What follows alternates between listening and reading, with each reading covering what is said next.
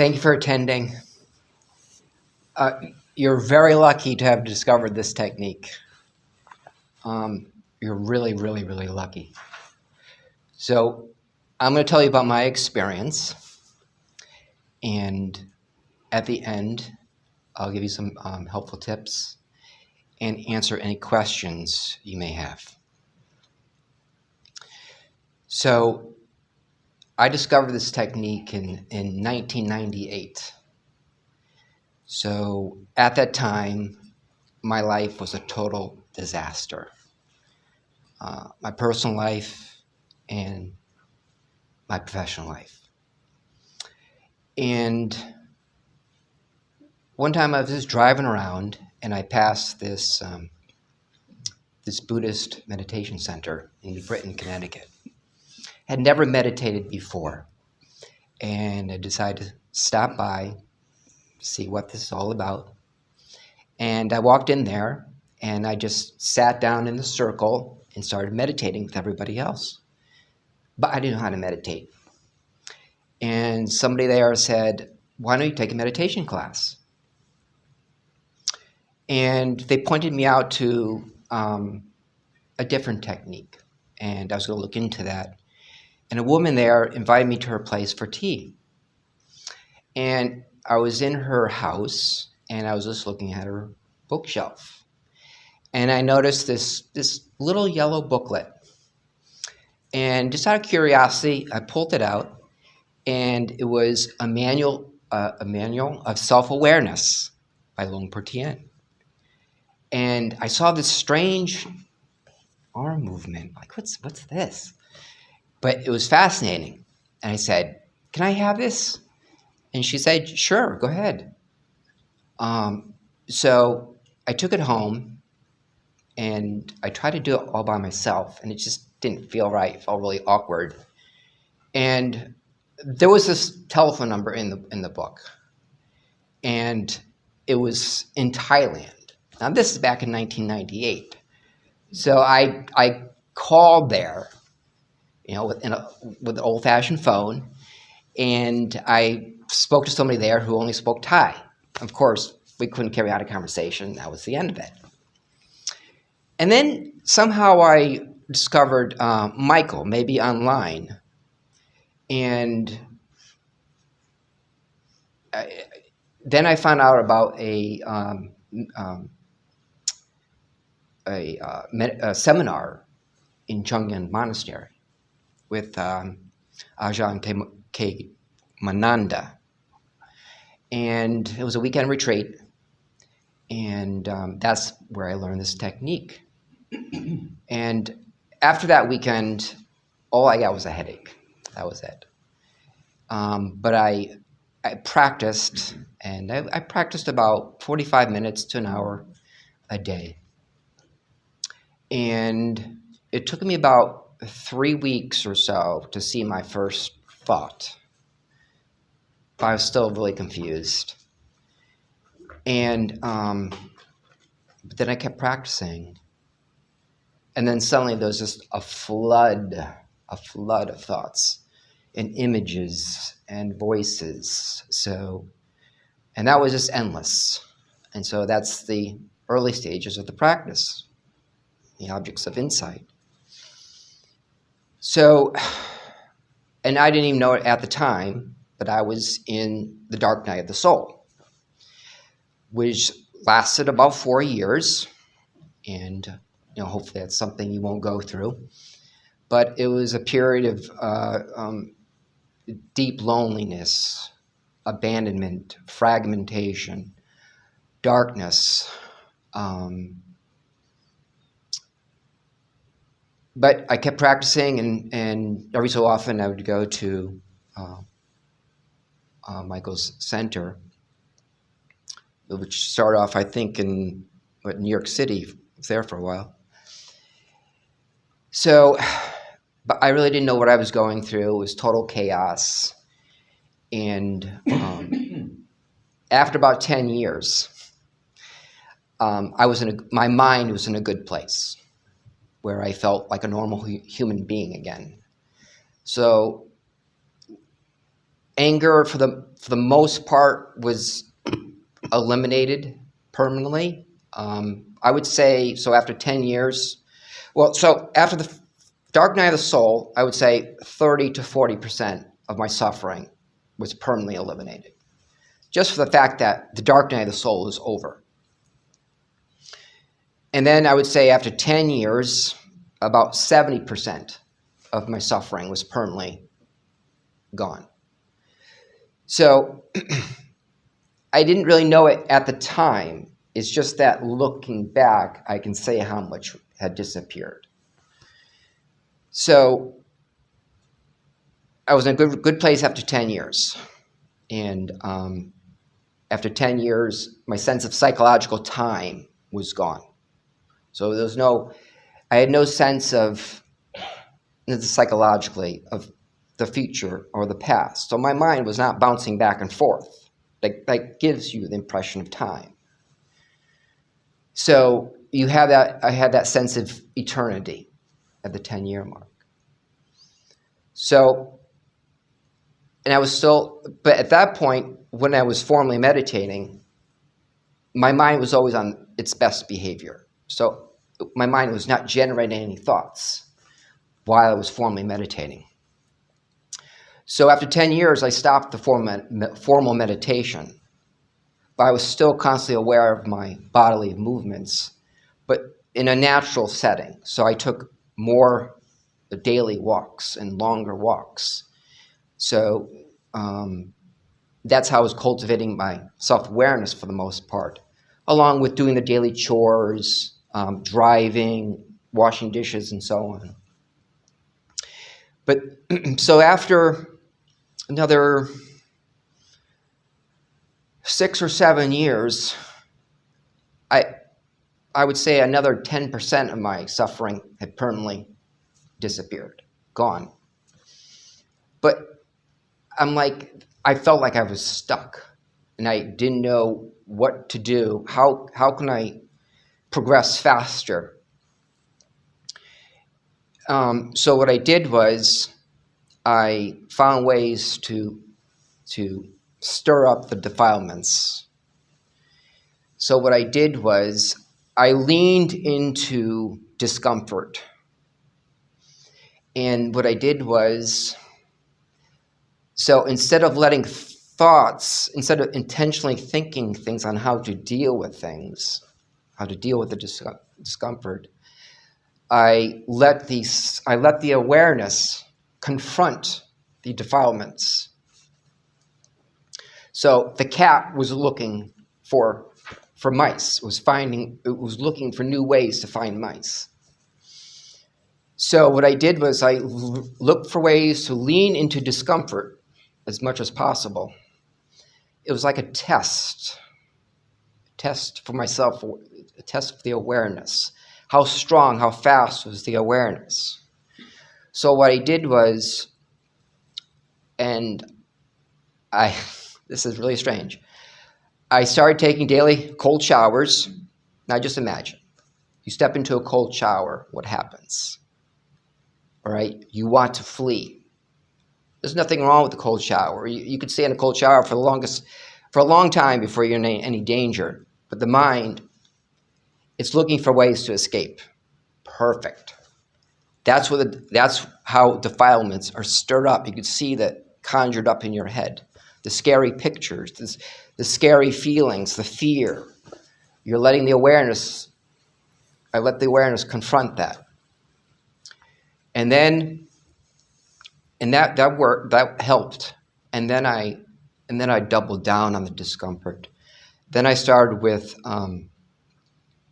breath holds. I did lots of breath holds every day. And that stirred up even more defilements. Extremely challenging. And so every day for a couple of years, I confronted the feelings of death and suffocation.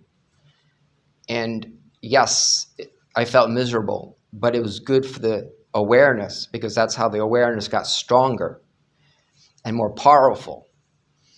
And then after 2 years, the feelings of death and suffocation totally disappeared. So I could stay in a cold shower. I could hold my breath, for a long time. So the body's still reacting, but the mind isn't. So like when you experience cold, there are receptors in your skin, and it is reacting to the change in temperature. But the mind remains calm and unshaken. And so that's as you're developing the awareness. So you have the sati, that's the awareness. So it sees the defilement and it meets it, it penetrates it. And then the samadhi, that's the stability, and that grows stronger. So so early on in your journey, you have very little sati because the thoughts are very strong. You have very little stability because you're being pulled in all different directions. There's no anchor. You're not anchored by anything. So whatever happens, you're getting pulled. Somebody says something bad to you. The mind is darting here and there. You're like a weak little tree. The awareness is going to grow into a big oak tree. It's firm, anchored, rooted. And then the panya is the wisdom. That is the insight. That is the awareness breaking through the defilement. So even before you say, oh, I see that, the awareness sees it even before you can react in that way, and it breaks through. Well, anyway, so when you lean into the discomfort, the sati is growing stronger. The samadhi is growing stronger. The panya is growing stronger. It happens little by little. So after I did that, that was the breakthrough. So I was stuck for 6 or 7 years with very little progress. But then when I really leaned into the discomfort, that got me over the hump. And I would say, so I was when I started, I would say about 80% of the suffering had disappeared. So after the 2-year mark, actually most of the progress was over an 18-month period. And that's where what remained of my inner critic died. So 18 months, the inner critic it was already weak to begin with, but it completely died after 18 months of doing that. And so there's no negative voice in my head. There's nothing telling me, you can't do this, you're a bad person. That is non-existent. Then at the 2-year mark, after doing the cold showers and the breath holds, the suffering it was like 95% gone. There was just a tiny, tiny little bit like a residue. And then early this September, that was gone. And that was the end. I knew I was at the end of the path. So what's that like? Well, I mean, it's what you've read, but and I really experienced most of this, I would say, beginning in late 2017. But there is no sense of psychological danger. You can walk into any situation and you'll be calm. You feel no threat at all. You don't have to worry about somebody saying something bad to you. And yet you react. Somebody can scream at you and you're just there. But you still act appropriately. So if it could lead to something dangerous, then you can leave the situation. You can tell the person, please be nice. That may be the best response, if you're married, for example. But you feel like a nobody, but you're in everybody. You're totally connected to everything. There's no sense of separation. There's no fear. So you need so you need to see the fear for the awareness. The awareness has to see the fear for you to overcome it. It's like you can't skip around that. Unfortunately, you have to you have to meet it. You have to penetrate it to get beyond it. And there are a lot of obstacles. So early on. So this is after the dark night of the soul. It hurt to think. It hurt to feel. Everything hurt. Why? Because you saw that your mind just couldn't think. It couldn't do anything right without suffering. So it got to the point where it's like the brain said, okay, if I can't think without suffering, I'm just going to stop thinking, which is an impossibility. And so you just have to work through that, and you work through it just by practicing. The mind will figure it out by itself. That's part of the wisdom that you develop. So it's very hard because you start this just wanting to find some peace and happiness. That's why we're here. And yet we do this, and you may not feel peaceful and happy. But you just you're going to get there indirectly, because you need the thoughts. And when I say thoughts, it includes the pictures, includes the voices, it includes the painful emotions, because it's all connected. But you need that in order to build the awareness. So, and it's counterintuitive, because why can't I and some other techniques practice, okay, we're going to just be silent, we're going to quiet the mind, and we're going to download these instructions spiritually. And well, voila, I don't know. With this technique, it just doesn't work that way. So it's a counterintuitive. So you need the thoughts to build the awareness. The more painful the thoughts are, the better it is, because you'll see the stronger the thoughts, the stronger the awareness. The awareness matches the thoughts in intensity, and duration. So, and you're going to find, so again, this is early on, so stage, so where you see the thought, but the awareness meets it, but it's just, it's either too slow or it's too weak, and that thought is just going to drag on, or it can lead to something bad. And that's karma. And so in that case, if you feel like it's going to lead somewhere bad, be a little bit more aware of your bodily movement. Sometimes you have to be very aware of it, like you're holding a cup, for example. So what helped me through this journey is 2 books, To One That Feels, and Aunt Shalie's little booklet. So those 2 books, I would look at those books every few months, a few times a year, and whatever attracted my eye, I would dwell on. And it was kind of a mystery. It's going to seem, what's this? It doesn't really make any sense. And you're going to think it's this, no, it's that. But just think about it a little bit. And what's going to happen is it's going to get embedded in your head. And it's going to be like a framework. It's like a railroad track.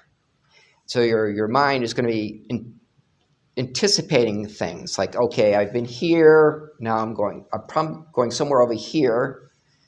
But it's going to be kind of a mess, because you think you're here, but you're really back there. And you'll feel like you're all over the place. But then I always knew I was somewhere when I was deep in the next stage. I was deep in the next stage. I knew what I had just gone through, and it was something that I went through years ago. So it's a funny feeling, but again, it's like a railroad track. It just keeps you aligned. It keeps you on a path, and the mind will figure its way. And in terms of, it's very easy to get hooked on YouTube videos and books. I would say the YouTube videos, maybe no more than 2 short ones a week, books 2 or 3 a year, because the practice is more important. It's the YouTube videos, the books, that's like candy. It feels good at the time. You feel like, oh yes, that's the answer. No, it's not. It's just a delusion. And you really need to practice. It's sort of like you're an athlete. You're practicing how to hit a baseball, how to shoot basketball, that type of thing. You need the practice. And then once your practice is over and now you're doing your job or whatever, now you're also cultivating self-awareness. But those are the good tests. Now you get to see how far you've progressed. So when somebody yells at me, what's happening? You can pay attention to what's happening, how quickly the awareness is reacting, and so on. Also, so it's important to be diligent in your practice, but don't forget to take care of your health.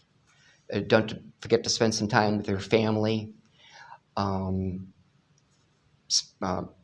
forget about your job.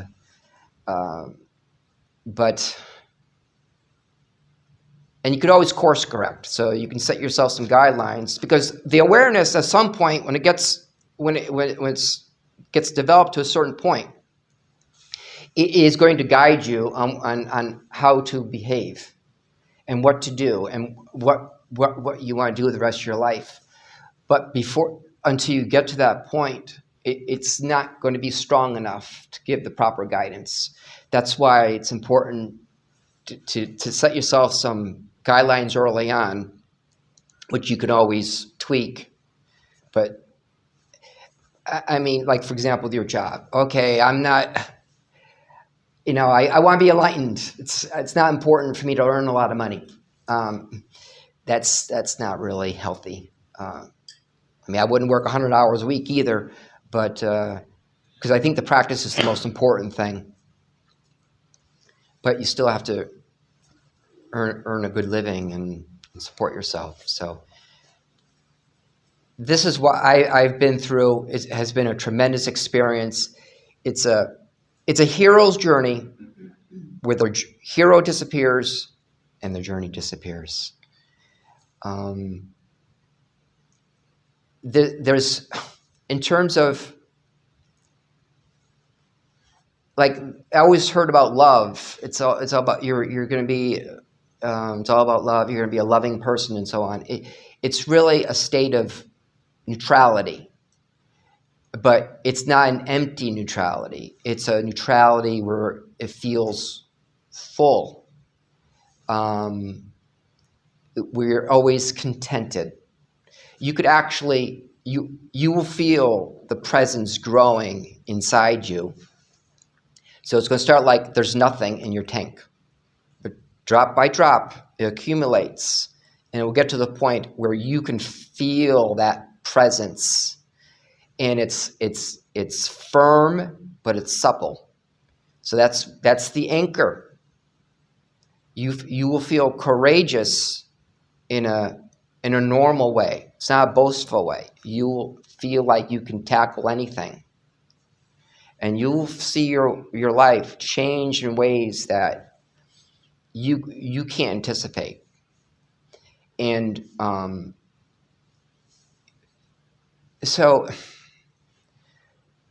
there'll be a sense like your family will notice something about you. Something has changed. But so I feel like I'm here, but I'm not here. And so my daughter will say, because I live with my daughter and her family, she'll say like, Dad, you're like a ninja, because I'm so quiet. And I'm not trying to be quiet. It's just natural. So as the presence grows, it's like the awareness is trying to be the opposite of what your petty mind is like. So when you're seeing the lying mind, right? Those are the thoughts that are the defilements that are popping in your head.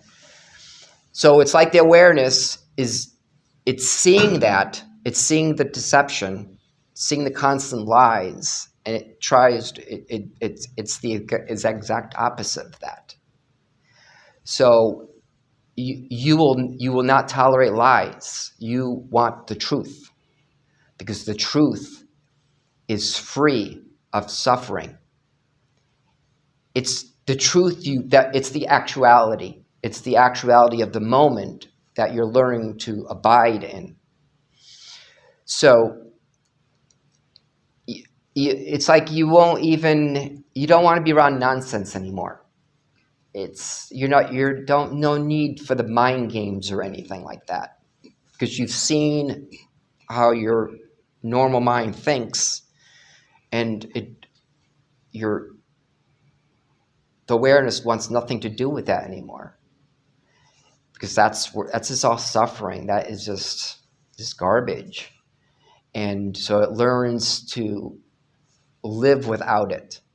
So what's happening now, and to me, this is the original sin. The original sin is, so early on, when you were a kid,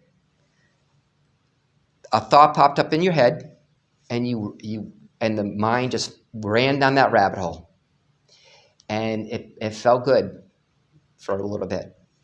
And so you want to duplicate that, and you thought, and you thought, and you thought. You piled thoughts on top of each other.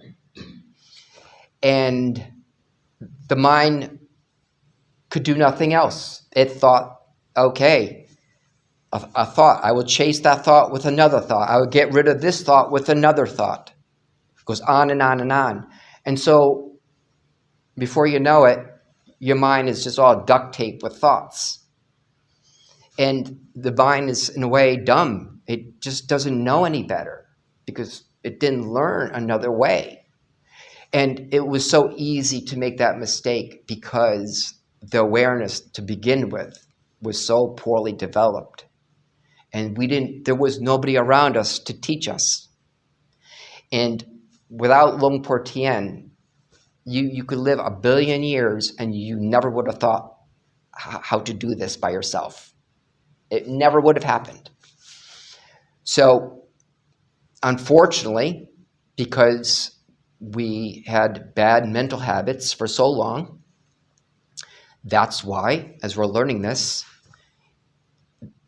it can take a long time, and it's very painful, because it just seems counterintuitive. It just doesn't seem like it's going to lead anywhere. So you're like a drug addict, and you're experiencing withdrawal symptoms. And so there's a part of our mind that just doesn't understand. That's our conscious mind. So intellectually, we see that this should work, and has worked with people. But there's a bigger part of our mind that just doesn't understand. And unfortunately, we have to go through this. It could be a slow transformation, but it will lead to the end of suffering. And it's not an all or nothing. There are gifts along the way. So, I mean, this is really, I've only talked about this a few times since I started. So I hope I haven't talked too much. But if you have any questions, any concerns, here's something. And you may be going through this. So this is, I would say, my second year. So I made a bad career decision. And when I was meditating, every time I meditated, this this bad decision popped up in my head, and my body would shake. So it was like I had PTSD. My body would just shake because it hurt so much. So what I did was I decided to practice even more. So I practiced for 2 hours in the morning and 2 hours in the evening, the hand movements, the walking back and forth. And every day, I just shook in pain. It was like I just broke out in a cold sweat. And then after a year of that, then it just disappeared. So I never had those painful thoughts again. I could think about the decision, and there's no suffering involved. As a matter of fact, now I think it was a great decision, because without it, I wouldn't have started meditating. So it, again, just permanently disappeared. So if you're going through something like that, I would say practice more, and it will disappear. So, Let's yes. some time for questions. Yes, questions.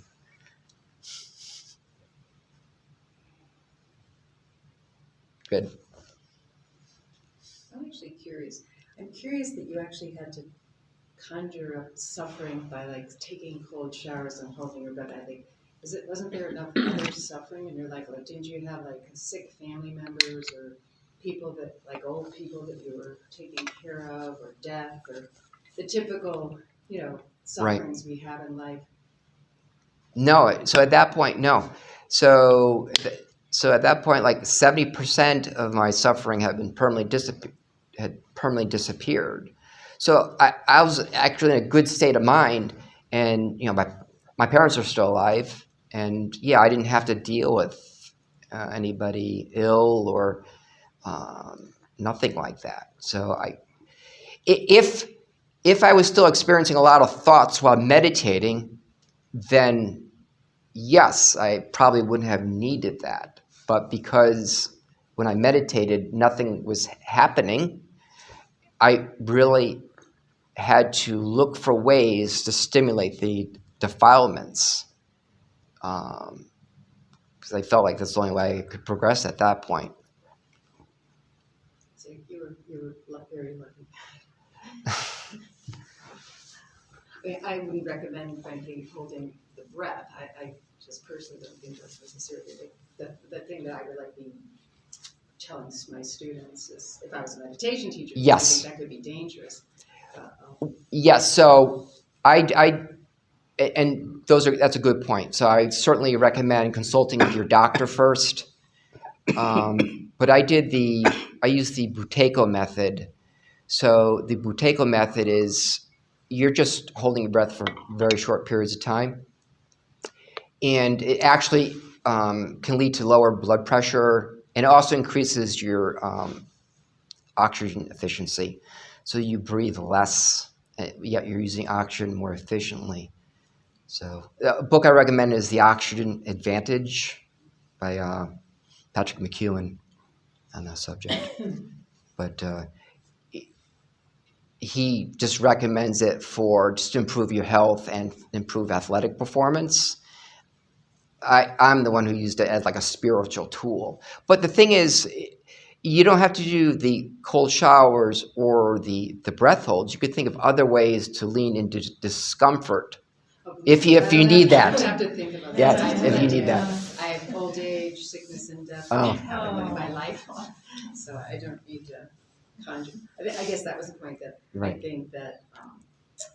I think many of us, I don't know, I can't speak for everyone in the room, but they're just, in general, life is filled with suffering, and that's where really, like you said, that's where your practice, you see how strong your practice is, and that your practice can, carry you through that, and be able to have compassion for yourself. Right. So I tried to, and again, it's up to each individual, and it's like if you get to that point where you really think you really have to push things a little bit more, it's like you're nudging things, and I mean, there's just some people out there that they relish suffering. So like David Goggins, or there's some others, but you're doing it for like for spiritual growth. But it's just up to each person to look into. Another thing is, so it's like, boy, why do I have to suffer? Okay, yes, there's no you, but it's an illusion. However, in a way, it's a good thing, because let's say you only had happy thoughts. You just thought you just constantly dreamed, your constant daydreams and so on. Happy daydreams. That's delusion. You don't want anything like that. You would be stuck in delusions. So in a way, the suffering is good because it's kicking you out of the delusions, because the awareness is triggered. So that's an interesting way to think of things. When you get frustrated, it's like you really want this suffering, because that's how the awareness grows. That kicks you out of the matrix. So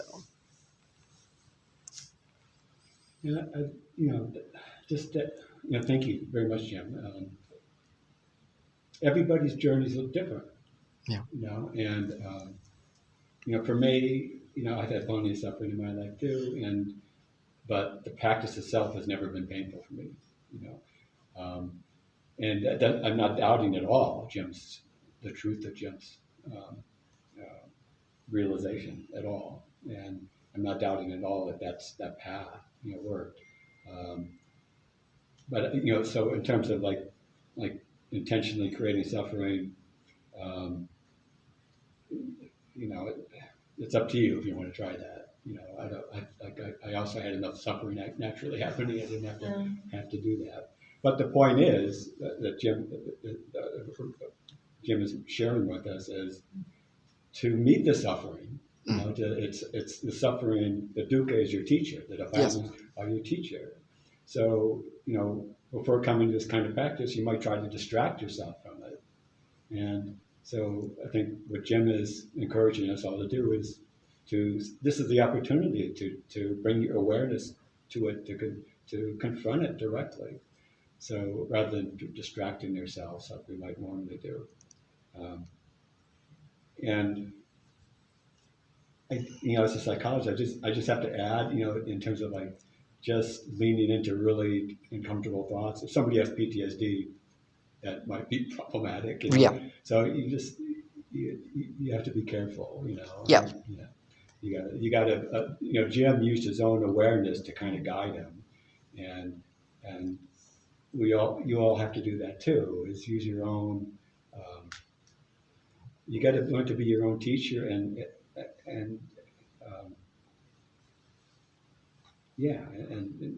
do what's appropriate, for you. But his point is, I totally agree with, is that the way forward is to stop losing ourselves and distracting ourselves from suffering and meeting. Right. So I introduced you to a couple of new tools. Put them in your toolbox.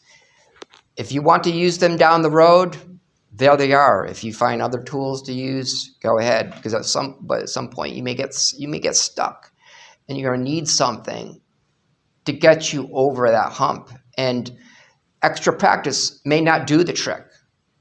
Because I tried, I did the nature walks, and it's very helpful. But I just needed a little bit more, and that's just something I found, and I share it with you, and it helped me. And so it helped me get to the end, and you may find your own thing, and that's fine. I just wanted to share that with you. So. Yeah, totally. Yes. I mean, the essence of what you're saying, I'm 100% on board with. We have to meet it, and we can't hide from our dukkha. And that's, to me, that's the underlying thread of your journey, right?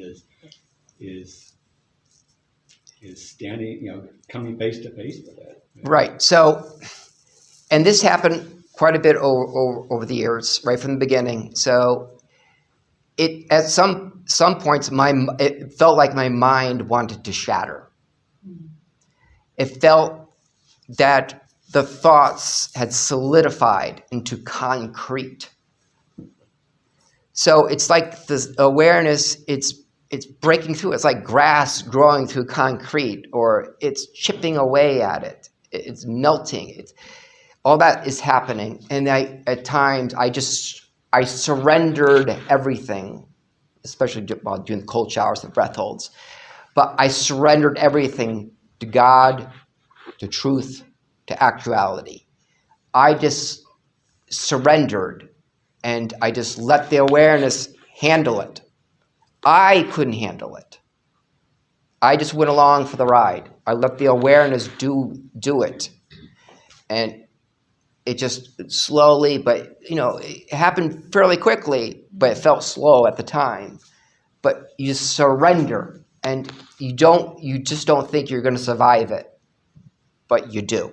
And it's like you're breaking through like a shell.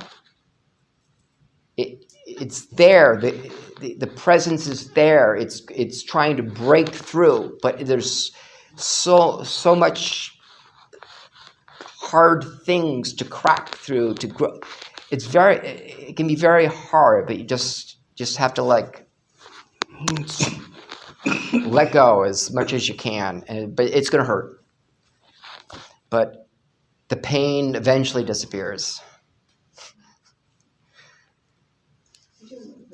Did you find that when you had because you said at some point you had actually had enough time to meditate 2 hours in the morning, 2 hours in the evening, which I think most of us I don't have that time. But did you find that when you did meditate for longer periods that helped you progress? Did you feel like? Yeah. So early on, so that was in my second year. So it was 2 hours before work, and then it was 2 hours in the evening. So, I only did that for a year. I did that for 3 months. So 3 months for 4 hours. But then it took me a year for that painful memory to disappear. So for that year, I was shaking every day. So, but for the most part, over the years, so I formally meditated for 10 years. So it was an average 45 minutes, but an hour a day, and then on the weekends, an hour and a half to 2 hours a day for the first 10 years. But I just had to look for new ways to stimulate the defilements. So that's why I stopped.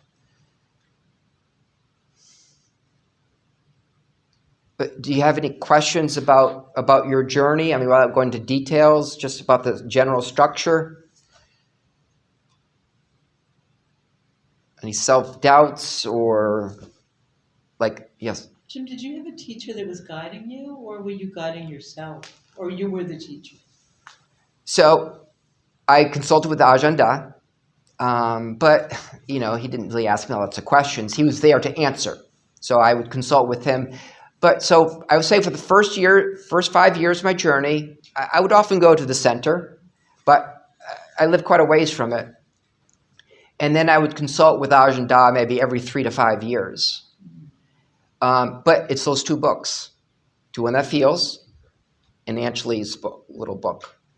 And I think those are on the website, right? I believe so. Yeah. So To When It Feels for sure. I think Angelique's. Yeah, so those two books I read, or flipped through a few times a year, every year. So, and then I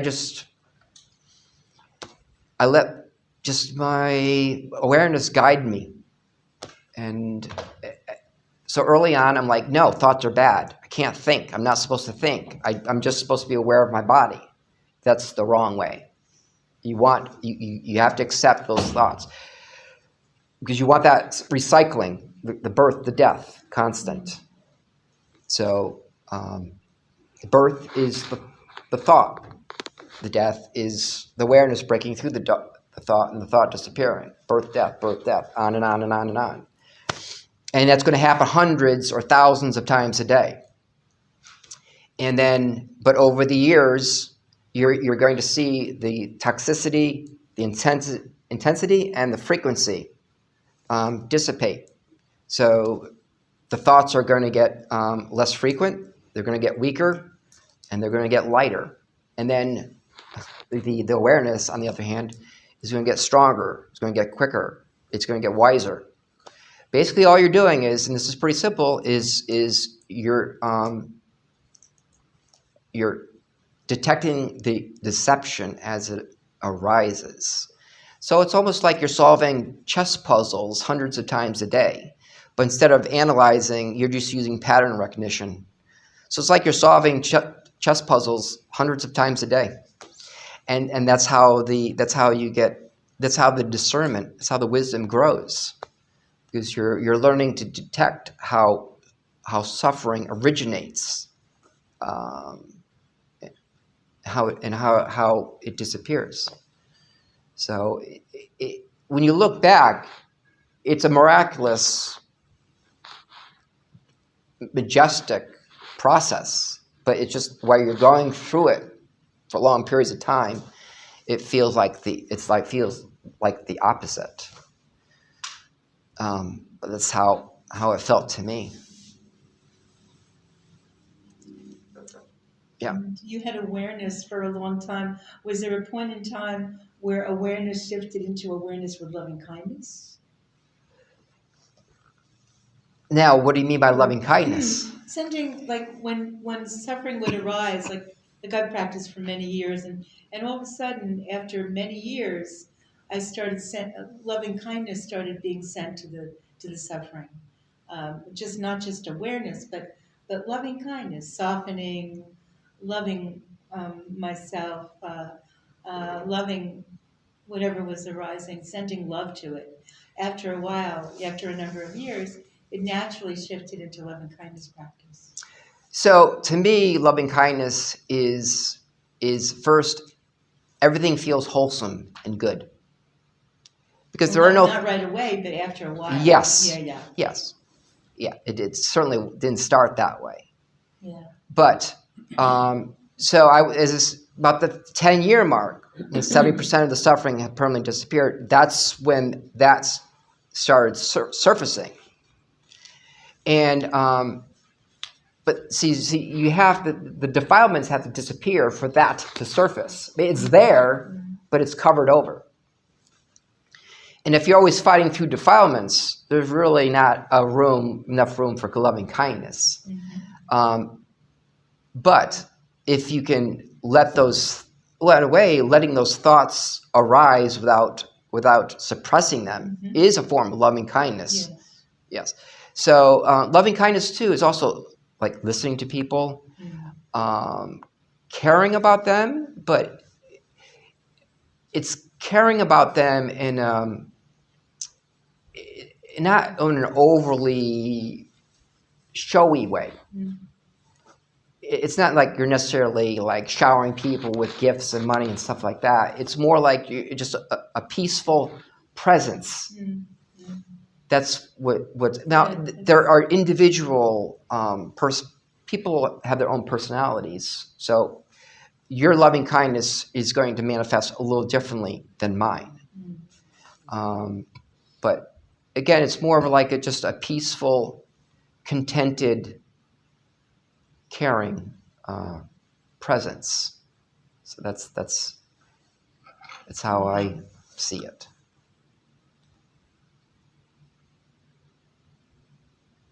And you will see. So the awareness, when the awareness breaks through the suffering, that's the refuge. Now, at first, it may only last a few seconds or a minute or so, but that feeling of refuge is going to grow. So you won't have any need to go out there looking for peace, looking for gratification, because you're going to see that inside is the best place you can be. It's that's where that's where the sanctuary is. It's not like you're hiding from the world. You're not, because there is no separation anymore. You just see that what people are doing is they're just trying to fill the emptiness. They're just looking for distractions, seeing like what's out there is somehow special. It's better than here, but it really isn't. It's like there's a sameness. So every day feels the same. Monday, Wednesday, Sunday. It's all the same. But I still like doing things. Like so I ran the Boston Marathon in 1989. I'm like, now okay, I want to run a marathon again. So now I'm training for a marathon. So 36 years later. So that's the surprising ways that your life changes. You just don't know how it's going to change. So it's like that's the spontaneity. I didn't plan that. It just sort of popped in my head, and I'm like, oh yes, I want to do that now. So if it happens, it happens. If it doesn't, it doesn't. So Thank you, Jim. you're welcome. Okay, thank you so much.